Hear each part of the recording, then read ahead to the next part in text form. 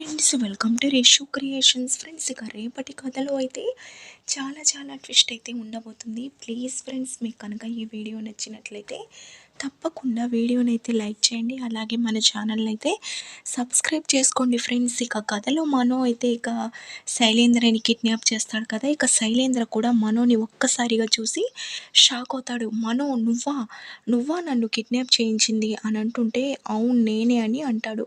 ఎందుకోసం ఇదంతా? అయినా నేను నీకేం ద్రోహం చేశానని అని అంటుంటే, నువ్వు నాకు ఒక నిజం చెప్పాలి, అందుకోసమే నిన్ను కిడ్నాప్ చేశానని అంటాడు. అప్పుడు శైలేంద్ర, నిజమా? ఏంటా నిజం అని అడుగుతూ ఉంటే, మా నాన్న ఎవరో నీకు తెలుసు, మర్యాదగా నాకు చెప్పు అని అడుగుతాడు.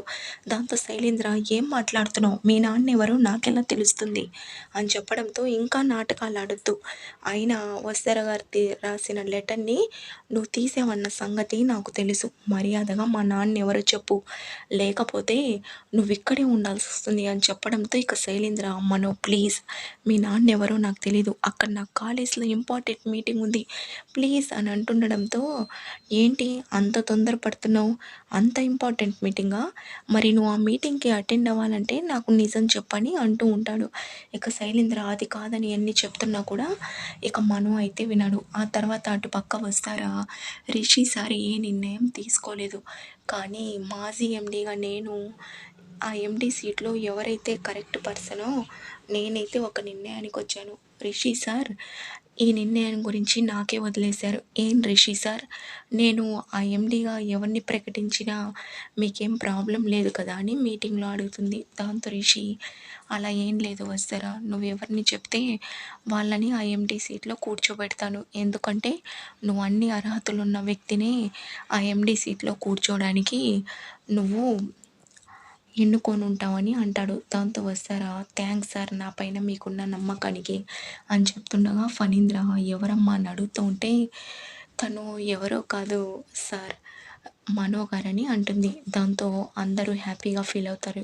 ఇక మహేంద్ర మాత్రం, అదేంటమ్మా, మనోకి అసలు ఎండీగా ఉండడమే ఇష్టం లేదు, పోయినసారి నువ్వు లేనప్పుడు కూడా మంత్రి గారు ఎండీగా తనను ఉండమని అడిగితే నాకు అన్నీ ఇష్టం లేదని వెళ్ళిపోయాడు, అలాంటిది ఇప్పుడు నువ్వు మనోని ఎండీగా ప్రకటిస్తే తను అసలు ముందు కాలేజ్కి రావాలి కదా, దీన్ని ఒప్పుకుంటాడో లేదో అని అంటుండడంతో, మనో గారు ఒప్పుకుంటారన్న నమ్మకం నాకుంది, నేను ఒప్పిస్తానని అంటుంది.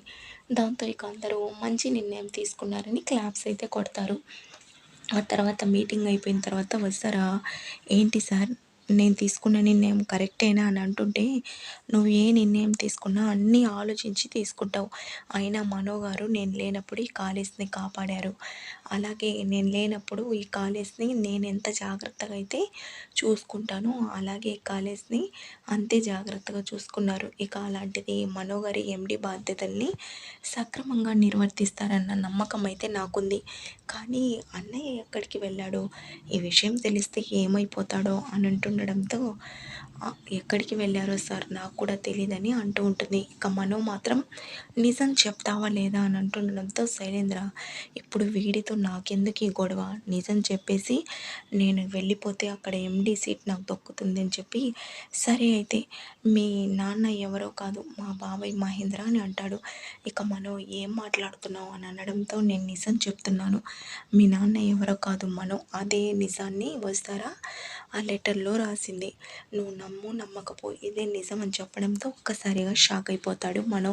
ఎన్ని రోజులు నా తండ్రి మహేంద్ర సార్ లాగుండుంటే బాగుండునని అనుకున్నాను, కానీ ఇప్పుడు మహేంద్ర సారే నా తండ్రి అని తెలిసాక నాకేం చేయాలో అర్థం కావడం లేదు, ఆయన నన్ను కన్న తండ్రిలా చూసుకుంటూ ఉంటే మా నాన్న కూడా పక్కనుంటే ఇలానే చూసుకుంటారేమో అని ఎన్నోసార్లు అనుకున్నాను, కానీ ఇప్పుడు ఆయనే మా తండ్రి అని తెలిసాక నేను అసలు ఏం చేయాలో నాకేం అర్థం కావడం లేదని ఒక్కసారిగా షాక్ అయ్యి, ఇక మహేంద్ర తనని చూసుకున్న విధానం గురించి మొత్తం ఆలోచించుకుంటూ ఉంటాడు. కాకపోతే నన్ను ఎందుకు దూరం పెట్టారు, ఈ విషయం నేను తెలుసుకోవాలని అనుకుంటాడు. ఇక ఆ తర్వాత అక్కడి నుంచి వెళ్ళిపోతాడు మనం. ఇక శైలేంద్ర కూడా అక్కడి నుంచి కట్లు అవన్నీ తీసుకొని, అమ్మయ్య ఇప్పుడు నేను వెళ్ళి ఆ ఎండీ సీట్లో కూర్చుంటాను అని చెప్పి వెళ్ళేసరికి మీటింగ్ అయిపోయి ఉంటుంది.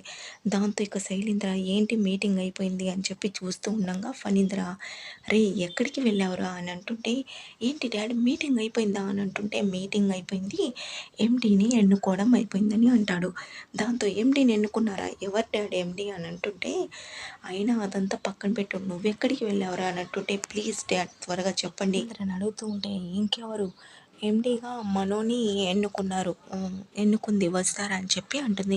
దాంతో ఒక్కసారిగా కుప్పకూలిపోతాడు. ఇక ఫణీంద్ర ఏమైందిరా నీకు అని అంటుంటే, ఇంతకీ రిషి అక్కడ అనడంతో, రిషి వస్తారా ఇద్దరు ఇంటికి వెళ్ళారని చెప్తాడు. దాంతో ఇక శైలేంద్ర, రే రంగగా నన్ను ఇంత మోసం చేస్తావా అని చెప్పి చాలా కోపంగా ఇక రిషి వాళ్ళ ఇంటికైతే వెళ్తాడు.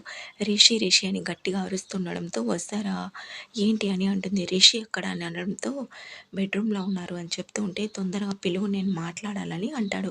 వస్తారా ఎందుకు పిలవాలి అని అంటుండడంతో, వస్తారా ప్లీజ్ అని చెప్పడంతో, సరే పిలుస్తానని రిషి సార్ అని పిలుస్తుంది.